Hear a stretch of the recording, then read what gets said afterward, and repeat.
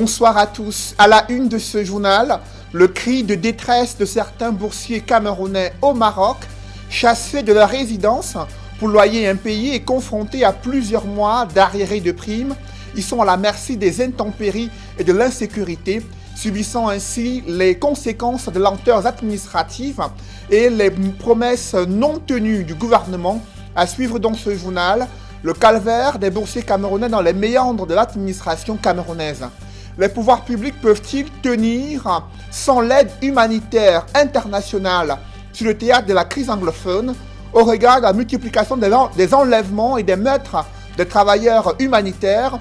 Plusieurs organisations internationales déplorent une dégradation de la situation sécuritaire et menacent de se retirer. Comment réagit le gouvernement camerounais? Pendant ce temps, les méthodes musclées du maire de la ville de Buea suscitent la controverse. On en parle dans ce journal.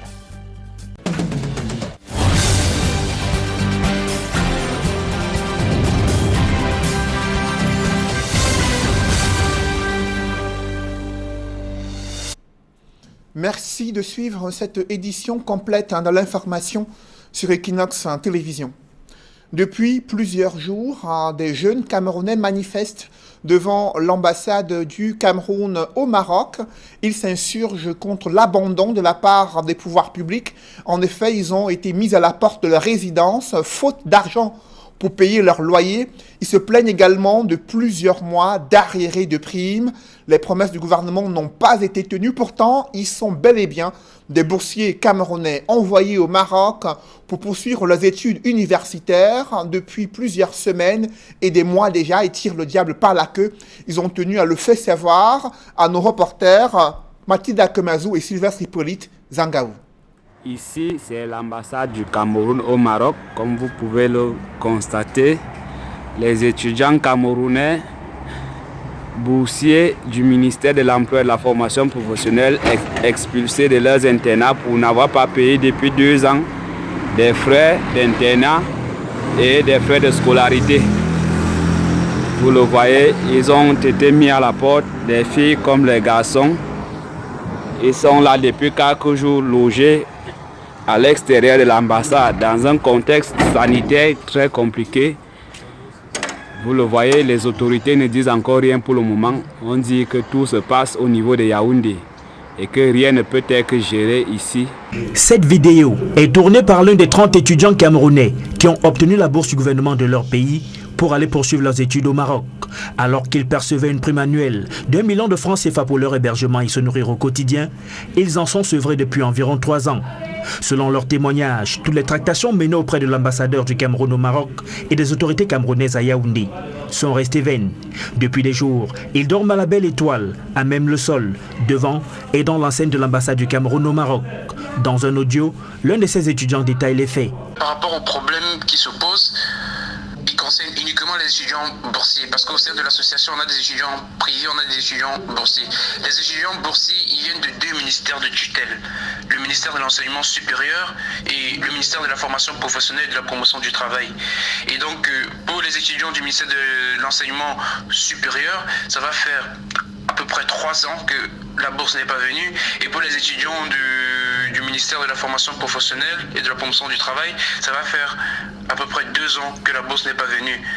Il est également important de noter qu'il y a certains étudiants de la promotion 2016 du MINFOP qui sont là pour des formations de 4 ans, 5 à 6 étudiants qui n'ont pas également reçu leur bourse depuis 2018. Et donc vis-à-vis de ça, nous on avait déjà entamé un certain nombre de procédures, on a contacté les ministères de tutelle, on a essayé de voir où est-ce que le problème se trouve et il est ressorti que le problème est au niveau du ministère des Finances parce que c'est lui qui doit donner l'accord pour que les fonds puissent être transférés. Donc en gros voilà à peu près la situation dans laquelle nous nous trouvons. Nous comprenons qu'à un moment donné, les boursiers n'ont plus fait partie des priorités de l'État. Mais quand même, là on parle de presque 3 ans. Donc il y a des questions qui se posent. D'autant plus que le feedback que nous avons toujours eu des autorités compétentes c'était d'attendre. Donc jusqu'à quand en fait? D'après ces étudiants camerounais qui dorment à la belle étoile devant cette représentation diplomatique de leur pays au Maroc, l'ambassadeur, malgré les possibilités qu'il a de leur trouver ne serait-ce qu'un hébergement temporaire en attendant la promesse des autorités de Yaoundé, reste insensible à leur situation. Encore un mouvement d'humeur, des instituteurs lésés lors du recrutement de 3000 enseignants destinés au secteur de l'éducation de base. Selon des manifestants, il y a des irrégularités durant le recrutement et la sélection des titulaires du CAPIEM.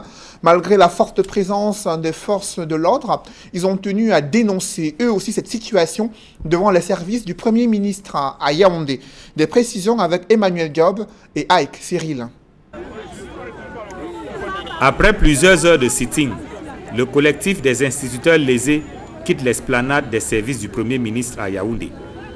Ils y allaient pour la deuxième fois, en vue de dénoncer les irrégularités qui, à leurs yeux, ont émaillé le dernier recrutement à la fonction publique.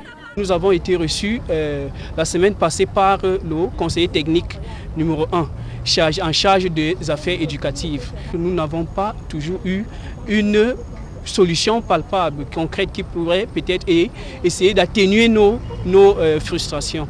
Nous voulons rencontrer le Premier ministre afin de lui présenter tous ces faits que nous reprochons dans ces résultats et maintenant qu'on puisse trouver une solution adéquate. Il n'est pas personnellement sorti de son bureau, mais le Premier ministre a envoyé des émissaires échanger avec les manifestants. Par la suite, un groupe de délégués a été constitué pour aller à la rencontre du chef du gouvernement et revenir rendre compte à leurs collègues. Il y avait 36 000 dossiers, selon les listes qu'ils ont publiées, parce que jusqu'à aujourd'hui, on n'a jamais eu les listes des dossiers reçus par le ministère de l'Éducation de base. Donc, nous pouvons même dire peut-être 36 000, là c'est fictif également. Nous étions 36 000 et seulement 3 000 ont été recrutés. Et du coup, quand on fait la balance, on se retrouve à 33 000 recalés. Nous avons constaté que dans ces résultats, il y avait beaucoup d'irrégularités et d'injustices, notamment des cas nés en 1999, ces gens doivent être entrés à l'INEJ à l'âge de 14 ans, qui n'est pas du tout l'âge autorisé pour eux avoir accès au concours d'entrée à l'INEJ. Même poussé de l'autre côté de la route, afin de libérer l'entrée des services du PM, il a fallu beaucoup de négociations pour que les grévistes quittent les lieux. Ils ont posé comme condition le retour de leurs camarades embarqués par les forces de l'ordre. La police s'est exécutée en ramenant les instituteurs interpellés pendant la manifestation. Le nouveau maire de la ville de Buea suit les traces de Patrick Ekema. Sa campagne de fermeture des boutiques suscite déjà la controverse. À travers la pose des scellés et des amendes infligées aux commerçants, le nouveau maire de la ville de Buea veut les contraindre à mener leurs activités malgré les risques de représailles liés aux journées déclarées villes mortes dans les principales villes des régions du sud-ouest et du nord-ouest. Une telle démarche est-elle légale? Quelles sont les limites, les prérogatives des maires? Que disent les textes en matière de liberté commerciale? Élément de réponse avec Derek Diator, François Dikoumé, Dallas Kana et Donald Brice Kamgan. De My 17 à Buea Town, en passant par Moliko et Class Quarter, David Mafani Namangue pose des scellés sur des commerces. En vue d'assurer leur influence dans les régions anglophones, les groupes séparatistes somment les populations de rester chez elles tous les lundis. Des villes mortes auxquelles les autorités s'opposent farouchement. La commune de Buea a décidé lors d'une délibération que les personnes qui n'ouvrent pas leur commerce verront ces propriétés purement et simplement scellées. Mardi, ce sont plus de 250 boutiques qui ont été fermées par les autorités. Les concernés, comme ceux-ci, sont contraints de payer la somme de 25 000 francs CFA à la municipalité pour la levée des scellés, mais aussi, ils doivent signer un engagement écrit d'ouvrir désormais les lundis. Dans l'opinion, la démarche des autorités suscite des interrogations. L'enseignant de droit, Louison Essomba, reconnaît au maire les pouvoirs de maintien de la sûreté et de la sécurité contenus dans le nouveau Code général des collectivités territoriales décentralisées, mais convoque par ailleurs le contexte sécuritaire dans la région et la liberté commerciale. Le maire n'a pas donné un fonds de commerce aux commerçants qui sont libres d'ouvrir leur boutique ou de ne pas les ouvrir. Donc voilà ce qui peut justifier que cela débouche plutôt à un désordre social et surtout que les populations de cette zone querellée craignent les représailles. Les actions de répression du maire de Buea interviennent alors que les tensions persistent dans la région du sud-ouest. La démarche de David Mafani Namangue rappelle celle de son défunt prédécesseur, Patrick Ekema Essongue. Restons sur le théâtre de la crise anglophone, là où plusieurs organisations internationales menacent de se retirer. Et pour cause, leurs agents sont victimes d'enlèvements, de meurtres et de menaces. Dernier cas en date, c'est celui d'un personnel de santé, Félix Mba, qui travaillait avec Médecins sans frontières. Plusieurs autres organisations s'inquiètent de la dégradation de la situation sécuritaire et constatent que les nouvelles cibles dans le théâtre des affrontements armés entre groupes séparatistes et l'armée camerounaise, ce sont désormais des travailleurs humanitaires. On fait le point avec Derek Diatta et Julienne Berthe-Bissaye. Dans un communiqué rendu public le 8 juillet dernier, Médecins sans frontières condamne le meurtre de Mba Félix, personnel de santé qui était en service dans la région du Sud-Ouest. Cet agent humanitaire engagé à sauver des vies à Kumba a été enlevé le jeudi 8 juillet et retrouvé mort un jour après. Ce meurtre de trop remet au goût du jour la sécurité des agents humanitaires dans les deux régions anglophones du Cameroun. Les Nations Unies, à travers son chargé d'affaires humanitaires dans les deux régions en crise, promet de suspendre ses opérations sur le sol camerounais si jamais pareil acte se reproduirait. Effectivement, les agents humanitaires sont la cible de kidnapping, menaces et meurtres. Bien évidemment, les ONG vont suspendre leurs opérations. Désormais, il ne fait point de doute, les travailleurs humanitaires sont depuis des semaines la cible des séparatistes et autres bandes armées. Pour les Nations Unies, les violences meurtrières au Cameroun anglophone sont loin de s'arrêter. Depuis le début de la crise, la situation s'est empirée de 2016 à 2018. Beaucoup de centres de santé et institutions sont en cessation d'activité parce que la majorité des personnes engagées aux côtés des MSF sont vulnérables. Médecins sans frontières invite les partis en conflit dans les régions du Nord-Ouest et Sud-Ouest à protéger ces agents humanitaires confrontés aux menaces et violences de toutes sortes de la part des séparatistes. Dans le reste de l'actualité, le syndicat national des journalistes du Cameroun est choqué par cette autre tentative d'intimidation du correspondant de la Nouvelle Expression et correspondant d'Equinox Télévision à Kribi, traduit en justice. Joseph Abena Abena est accusé de diffamation, déclaration mensongère, injure, fausse nouvelle et outrage à une autorité publique. Des accusations formulées à la suite d'un article de presse publié le 15 juin 2020 avec pour titre « Le maire de la ville de Kribi humilie le préfet ». Le SNJC précise que Joseph Abena Abena n'a fait que relater les faits qui se sont déroulés en public, en présence de nombreux témoins. Et dans son soutien apporté à Joseph Abena Abena, le président national du SNJC, Denis Kouebo, invite le préfet du département de l'Océan, qui est au centre des faits à l'origine de l'article à problème, à témoigner à ce procès. Le SNJC demande aux autorités administratives de prendre les mesures urgentes pour assurer la protection des journalistes. Et Equinox Télévision est également préoccupé par ces actes d'intimidation et les conseils juridiques ont été dépêchés pour assister Joseph Abena Abena. Et comme vous pouvez le voir en image, cette affaire du maire de la ville de Kribi contre le journaliste correspondant d'Equinox Télévision n'a pas eu lieu. L'audience a été renvoyée au 19 août pour paiement de la consignation par le plaignant. Je vous invite à présent à suivre Damien Tonnier, point focal SNJC dans le département de l'Océan. Le syndicat, le SNJC, est aux côtés de son membre pour le soutenir et nous sommes contents de voir que l'appel à la mobilisation que nous avons lancé a été entendu. Nous avons hâte que cette affaire aille au fond.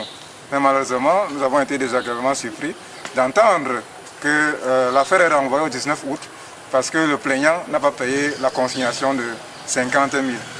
On espère que la prochaine fois, ce sera fait et que très rapidement, on va entrer au fond. Dans cette affaire, ce n'est pas seulement le camarade ou alors le confrère qu'on défend. On défend la liberté de la presse, on défend la vérité et on défend la ville de Kribi qui est prise en otage par un groupe d'amis qui veut régler ses comptes.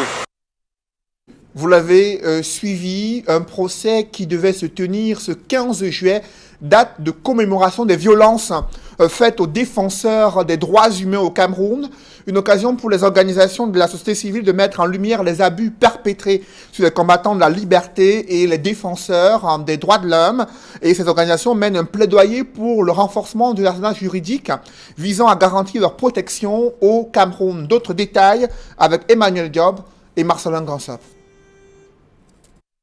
Ils sont lésions, les cas de violence faits aux défenseurs des droits humains au Cameroun. On a même les cas de meurtre. Je ne veux pas revenir en 2013 sur le cas de l'activiste Eric Lebembe. C'est par rapport à ses activités, défenseur de droits de l'homme qu'il menait, qu'il a été assassiné. Nous avons en 2013 fait tout ce qui était à notre pouvoir pour que le gouvernement prenne ses responsabilités et puisse nous dire de manière claire quelles étaient les causes de la torture, de l'assassinat de nos anciens collaborateurs. Jusqu'à présent, hélas, l'affaire a été classée sans suite. La journée commémorative de lutte contre les violences faites aux défenseurs des droits humains puise son essence dans l'assassinat d'Eric Lebembe, mais également dans un certain nombre d'abus observés au quotidien dans notre pays. Nous avons des cas d'arrestation au quotidien des défenseurs qui vont dans le milieu carcéral, dans les commissariats, les brigades, pour s'acquérir des cas de nos bénéficiaires à qui on dit c'est vous qui encouragez telle ou telle pratique et on vous envoie à l'intérieur. Il faut faire des interventions musclées pour être libérés. Nous en avons marre, nous en tant que défenseurs camerounais, de devoir recourir à la pression parfois des partenaires techniques et financiers du gouvernement ou bien d'organisations internationales pour avoir la justice. La journée du 15 juillet offre donc l'occasion d'interpeller les autorités sur le climat délétère qui prévaut au Cameroun à la défaveur des défenseurs des droits humains. Il ne faudrait pas que parce qu'on défend une catégorie de droits, qu'on soit stigmatisé ou alors mis en marge du processus d'acceptation, du processus de reconnaissance des droits reconnus aux êtres humains. C'est pourquoi Défenseurs sans frontières a vu le jour. L'idée d'un encadrement juridique de l'activité des défenseurs des droits humains est de plus en plus partagée. On a déjà un certain nombre de tests. Alors quel est le problème qu'on veut résoudre à travers un test sur les défenseurs? C'est la question d'abord qu'il faut se poser. Pour y arriver, il faut d'abord faire des études. Ça ne part pas d'un rien. Qu'est-ce qui pose encore problème et où est-ce que nous pouvons continuer à accélérer, peut-être pour qu'on puisse arriver à parler un jour d'un test sur les défenseurs des droits humains au Cameroun. Nous espérons que cette loi verra le jour et des journées comme celle-ci sont l'occasion de réaffirmer notre vœu de voir un tel texte exister au Cameroun afin que le défenseur des droits de l'homme ne soit plus inquiété parce qu'il milite pour une cause noble. Il n'est pas l'ennemi de la nation. Malheureusement, leurs actions ne sont pas toujours vues d'un bon œil par les autorités, ce qui débouche très souvent sur des violences et abus de toutes sortes, décriés en ce 15 juillet, journée dédiée depuis 5 ans au Cameroun, à ces combattants de la liberté et du respect des droits humains. Face à une récession économique liée à la crise sanitaire, le Cameroun compte sur ses partenaires multilatéraux et parmi ceux-ci figure la Belgique. Son ambassadeur, arrivé en fin de séjour au Cameroun, a déclaré que l'appui belge sera plus important dans les années à venir au Cameroun. Stéphane Depagne a échangé sur le sujet avec le chef de l'État du Cameroun. Le diplomate belge et Paul Biya ont discuté durant plus d'une heure ce mercredi au Palais de l'Unité à Yaoundé. La coopération économique et culturelle a meublé les échanges entre le diplomate et le chef de l'État du Cameroun. Avant de quitter le palais, il lui a offert un objet d'art en souvenir de ses 4 ans passé au Cameroun en tant qu'ambassadeur du Royaume de Belgique au Cameroun. Un autre ambassadeur qui a marqué ces 3 années passées au Cameroun, l'ambassadeur des États-Unis, Peter Henry Baldwin. Quelles sont les prises de position quelles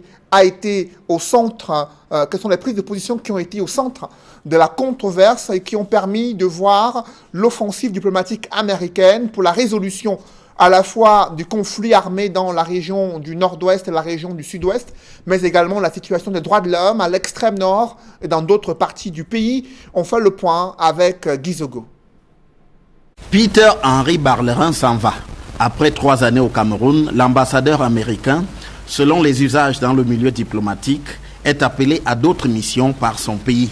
Pourtant, ce départ prend un air particulier dans certains cercles du pouvoir à Yaoundé, qui semble accueillir avec un grand soulagement cette nouvelle. C'est que Peter Henry Baldwin, durant son séjour au Cameroun, est apparue comme un croisement de Frances Cook et de Nils Marquardt. La première s'était illustrée pendant les années de Braise comme peu portée à soutenir Yaoundé, au point que lors de la présidentielle de 1992, elle fut accusée de soutenir ostensiblement ni John Frundi. Quant à Nils Marquardt, il s'est fait remarquer par son implication dans le déclenchement de l'opération Épervier dès 2006. C'est dans cette même veine, faite de franc-parler et de dénonciations sans phare, que s'est inscrit Peter-Henri Barlerin. Une posture loin d'être au goût de Yaoundé, comme cela s'était vu lorsqu'il avait appelé Paul Biya à ne pas se représenter à la présidentielle de 2018 pour entrer dans l'histoire comme Abraham Lincoln, expliquait-il. Ce fut aussi le cas au sujet des exactions dans le nord-ouest et le sud-ouest qu'il n'a cessé de dénoncer inlassablement. Il n'en fallait pas plus pour que Peter-Henri Barlerin soit honni par les tenants du pouvoir, lesquels n'hésitaient pas à le considérer comme un adversaire du Cameroun. Tout logiquement, son départ ne peut être salué qu'avec satisfaction. Pourtant, rien ne garantit que Donald Trump le remplacera par un diplomate ayant des atomes crochus avec Yaoundé. Et c'est Madame Vernelle Fitzpatrick, actuelle chef de mission adjointe qui sera chargée des affaires à l'ambassade des États-Unis au Cameroun en attendant la nomination du futur ambassadeur américain.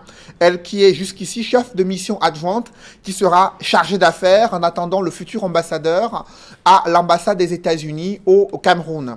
Dans l'actualité internationale, un nouveau gouvernement au Tchad, à 9 mois de l'élection présidentielle, 14 nouveaux ministres et des secrétaires d'État, des jeunes qui font leur entrée au sein du gouvernement en ordre de bataille pour la campagne présidentielle à venir.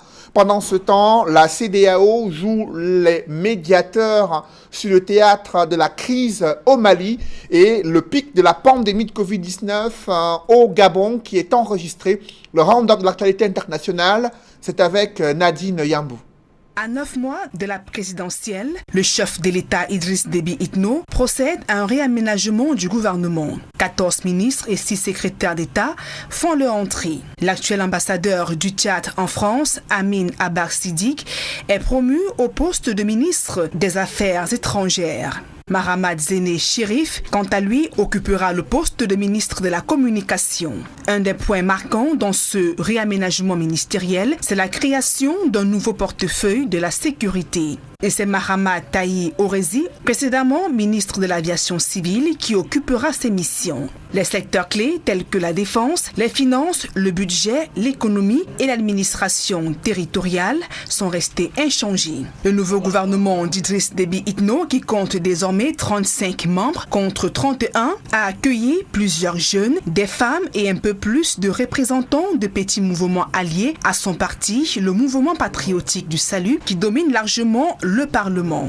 Et au Mali, après la vague de manifestations et de violences enregistrées ces derniers jours, une mission de la CEDEAO, la communauté économique des États d'Afrique de l'Ouest, séjourne à Bamako. La délégation conduite par l'ancien président nigérian Goodluck Jonathan a pour mission d'aider le pays à désamorcer la crise socio-politique. Des milliers de personnes répondant à l'appel du mouvement du 5 juin ont pris d'assaut les rues avant de saccager le siège du Parlement et la télévision nationale, deux symboles forts de l'État. Selon le gouvernement, les violences ont fait 11 morts et des dizaines de blessés. Face à la grogne sociale, le président Ibrahim Boubacar Keïta a pris des mesures d'apaisement telles que la dissolution de la Cour constitutionnelle voulue par l'opposition au lendemain de l'annulation partielle des résultats des législatives considérés comme déclencheurs de la contestation. Cependant, ce geste d'apaisement du président malien ne fait pas fléchir le mouvement du 5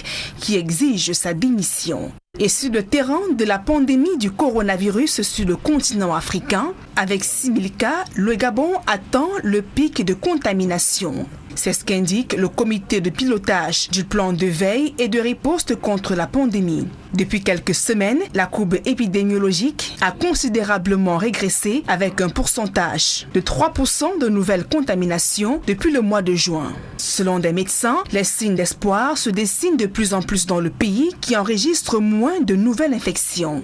Et le nombre de patients admis en soins a considérablement diminué. Et le nombre de guérisons connaît une hausse depuis quelques jours. Cependant, le gouvernement appelle les populations à ne pas relâcher dans le respect des mesures barrières.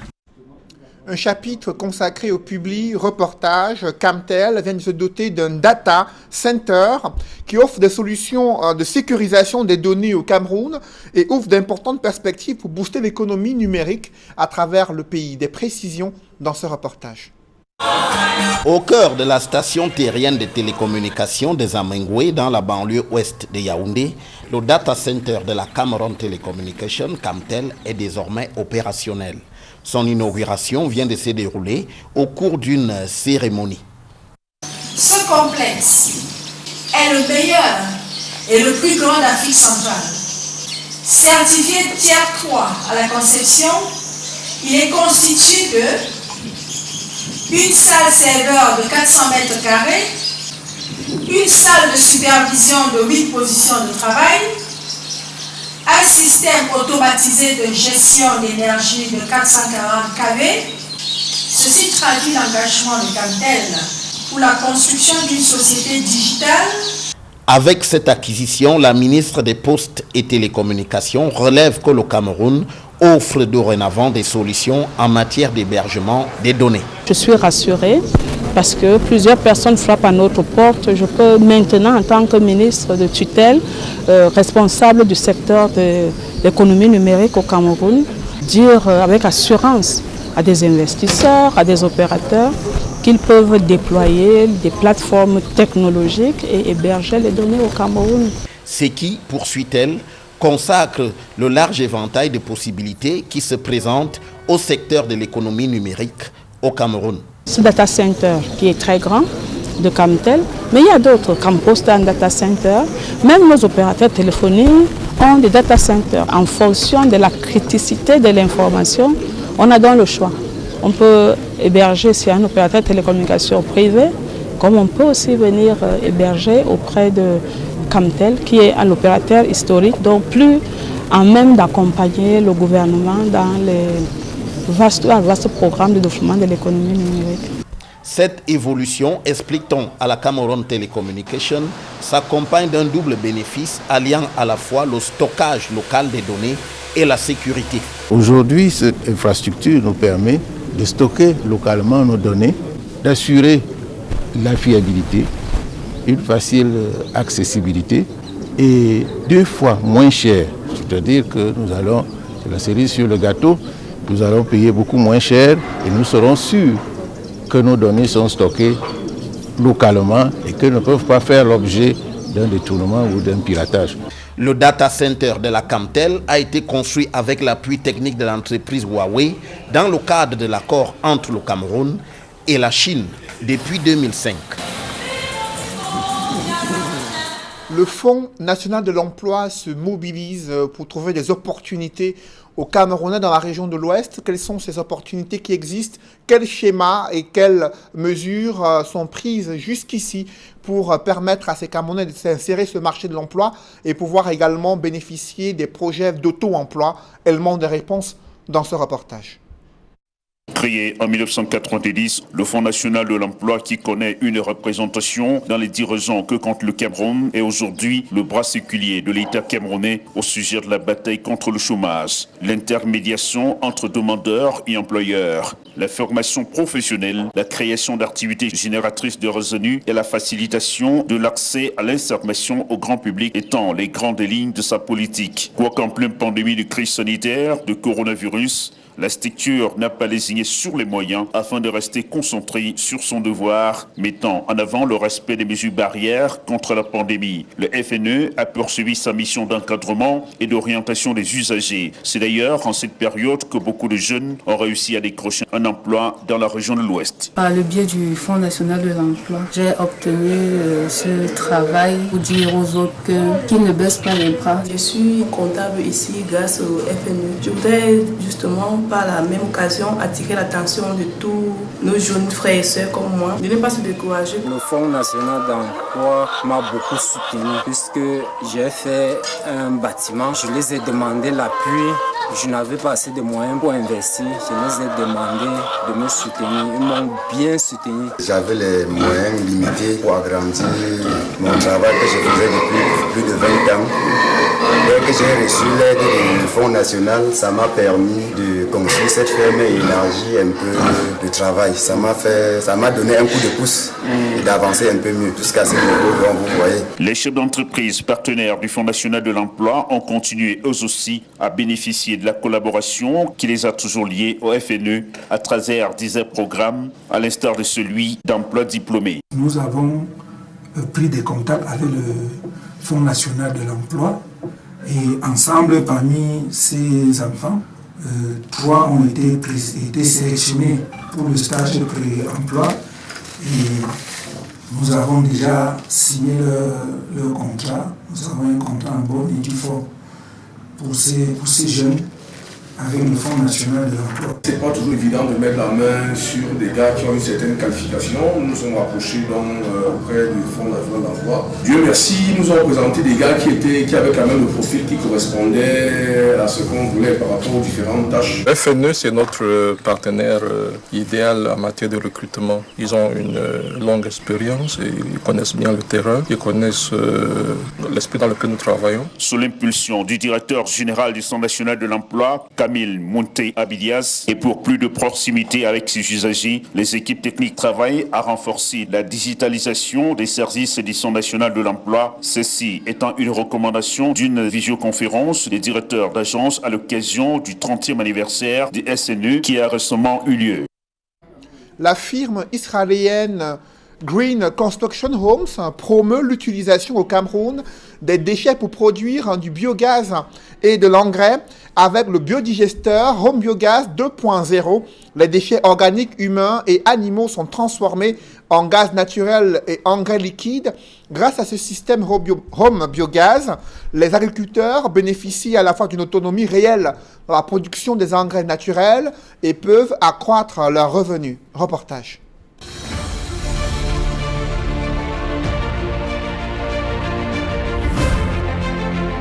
With the present COVID-19 pandemic, it is time for us to think in terms of sustainability. It is time for us to grow our own food and treat our own waste. Hello everyone, I am Lynn from Green Construction Home. We are here today to present to you all the new generation of the home biogas system, how it turns our organic waste into 100% renewable energy. Let's go. This is where we put our organic waste. This organic waste could be vegetables, meat, dairy waste, unlike composters.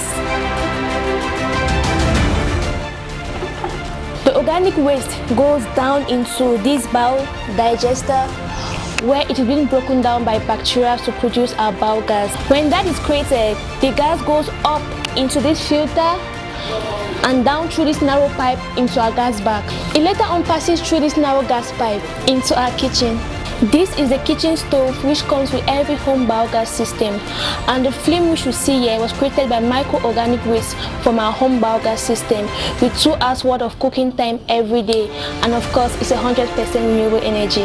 Now let's head back out to the garden where I'm going to show you the second awesome byproduct of the system. You see this amazing vegetable garden? This is the liquid fertilizer created from our home biogas system. The home biogas system has a lifespan of 15 years and the material is of course 100% recycled. It is entirely a closed system with no smell nor environmental hindrance. These are the basics of how the home biogas system works, converting our organic waste into cooking gas and fertilizers for our gardens. Join the home biogas family today.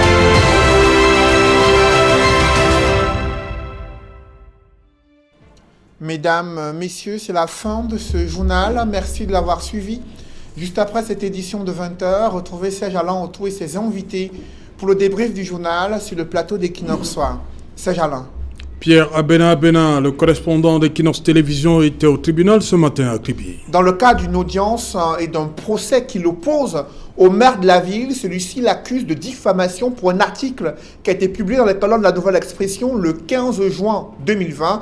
Un article intitulé « Le maire de la ville humilie le préfet » et le SNJC également a réagi, choqué par un acte d'intimidation en précisant que les faits relatés dans l'article ne sont que des faits vécus en public lors d'un événement où plusieurs témoins étaient présents. À ce titre, le SNJC insiste pour que le préfet de l'Océan soit témoin à ce procès et puisse faire que la vérité éclate au grand jour et que ce journaliste qui a travaillé dans le respect des règles déontologiques soit libéré. Et le SNJC et Equinox Télévision restent préoccupés par la situation de ce correspondant d'Equinox et la Nouvelle Expression à Kribi.